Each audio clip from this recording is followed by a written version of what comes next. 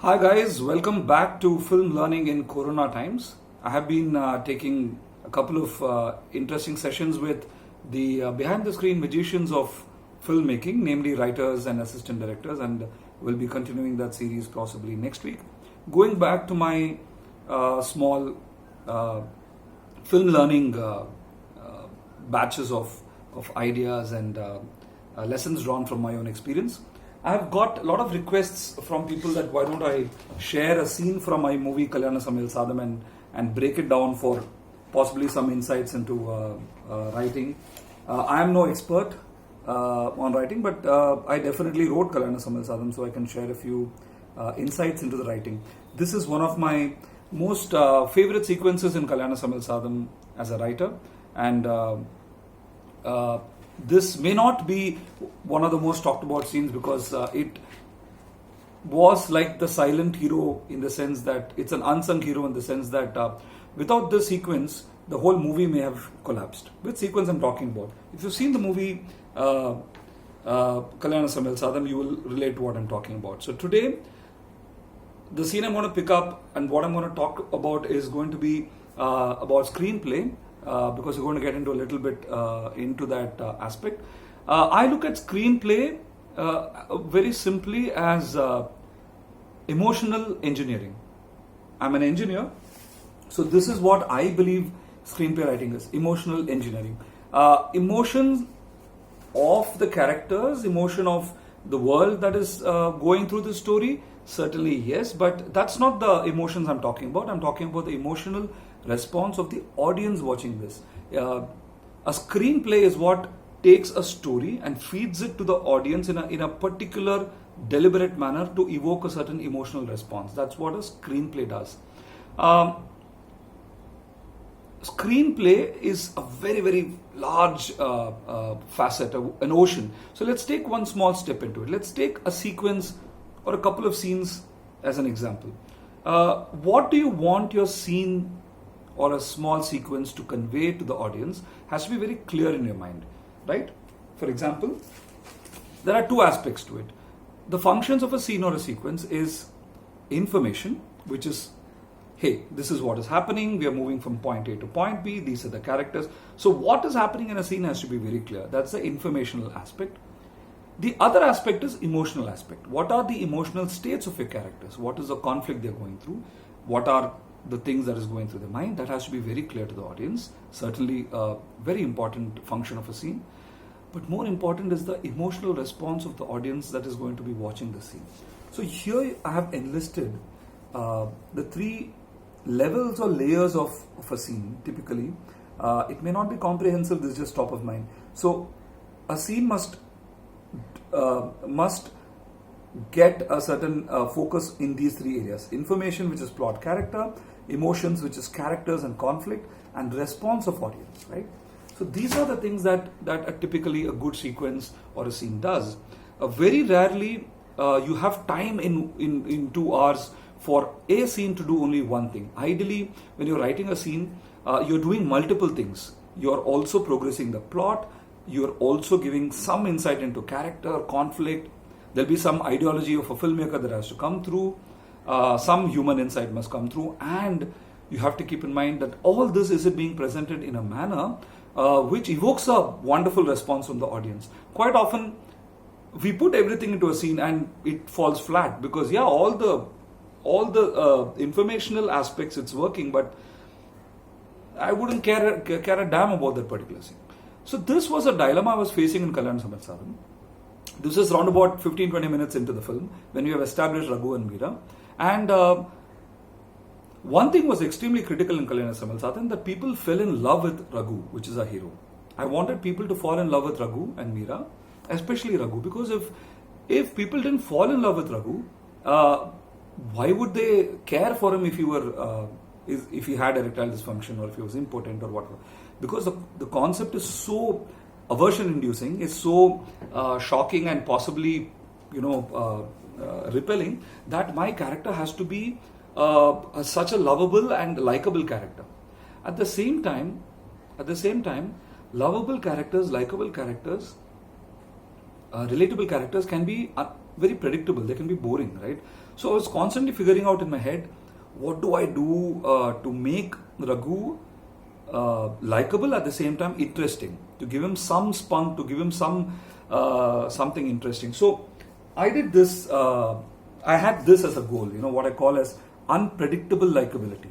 Okay, that's a fancy phrase I just invented today to sound academic, but it is true. Unpredictable likability was very important in this, because likable he must be, but how he becomes likable is something that it should be unpredictable. Otherwise, it'll get boring, right? So in Kalyana Samayal Saadham, I just thought, what is the best way to do this? Then it struck me that a lot of stress induced during marriages on families of the girl in India especially is the fact that marriage halls are heavily in demand, and they are booked like 1 year in advance and stuff like that. Quite like school admission for parents.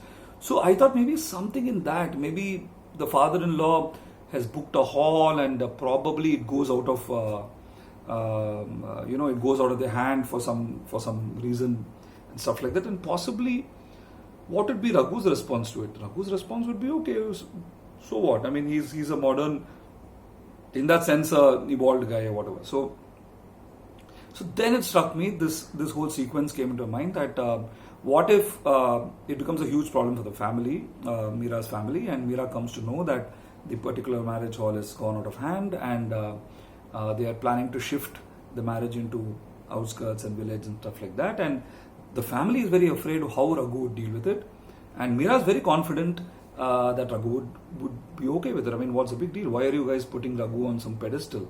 Because she fell in love with that Raghu. If you remember, the first thing that Raghu said is, hey, I am okay with you and I'll wait for you. So why would that Raghu object? So she goes and tells this to Raghu, and Raghu, of course, just walks away, and she's confused. Raghu goes up to his house, picks up his parents and says that we have something serious to discuss. And then he goes and meets a very tense father-in-law's family, where he says, I had only one demand and you have failed me in that. And then there's a lot of suspense. Meera's pissed off at this guy. She's wanting to speak. She's held back. And then he says that I just wanted to get married in an outskirts place. And then why did you go ahead and book this hall? I don't care. I want you to take the refund or whatever crap. I'll give it back to you. But I want you to cancel this city marriage hall and book only a village marriage hall. And everyone, the father-in-law's family is shocked. Meera is shocked. She's beginning to understand that all this is a game being played by him. It's a very cute but very essential game that he's played.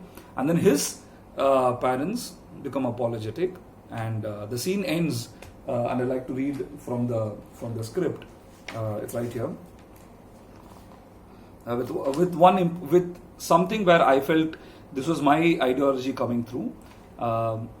So Raghu says basically that do you realize how much of a power that a groom has in India?